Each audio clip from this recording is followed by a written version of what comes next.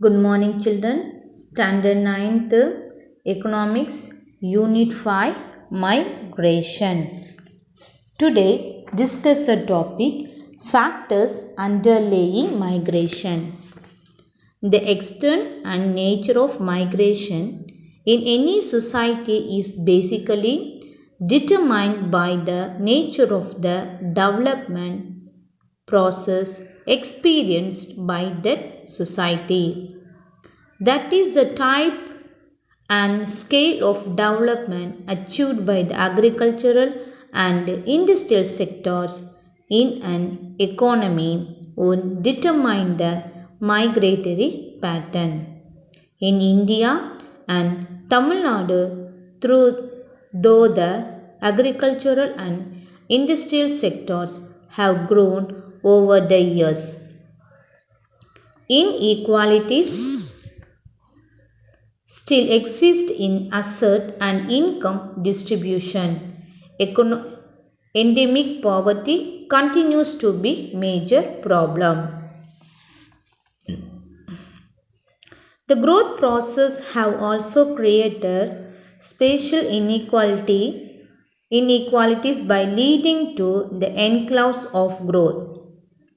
The migration patterns observed in a developing society such as ours correspond to these inequalities, economic, social and spatial etc., created by the development process.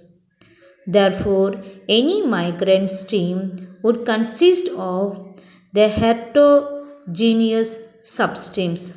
For example, if we consider the rural-urban migrant stream, it would comprise of rural rich and the rural poor, each with its own reasons and motivation for migration, the mode of migration. The largest migration corridor in the world in 2010 was Mexico, USA.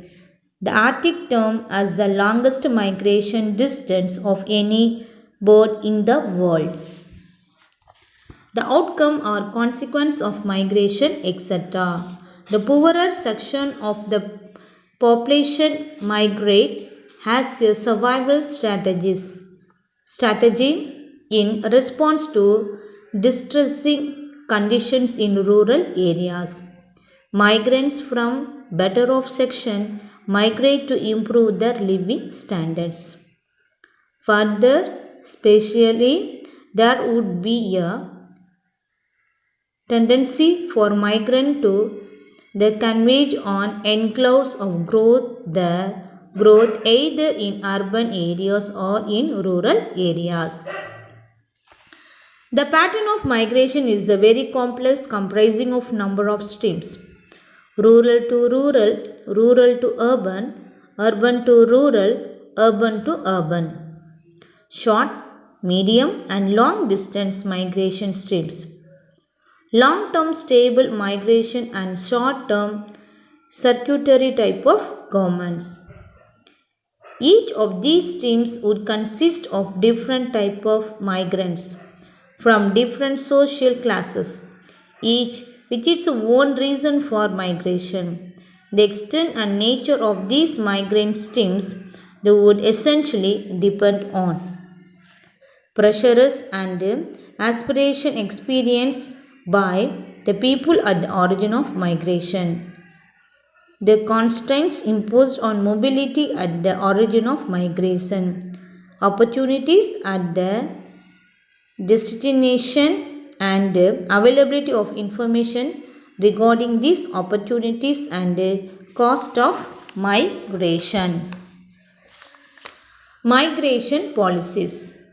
Policies to address the problem of migration in developing countries like India essentially aim at the following: to reduce the volume of migration, to redirect the migrant streams, to reduce the volume of migration. As a large part of migration is a reflection of poverty and insecurity faced by large sections of the rural people.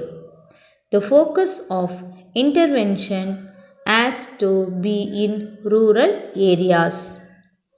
Rural development policies to reduce poverty and insecurity would be essential to reduce the rate of migration.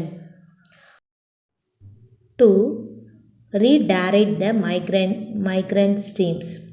Redirection of migrant streams away from big metropolitan cities is a desirable policy option.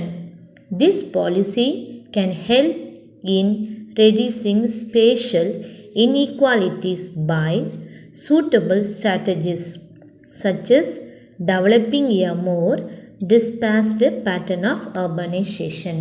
Let us recall that point: migration, concept of migration, extent of migration in India and Tamil Nadu, factor underlying migration and migration policies.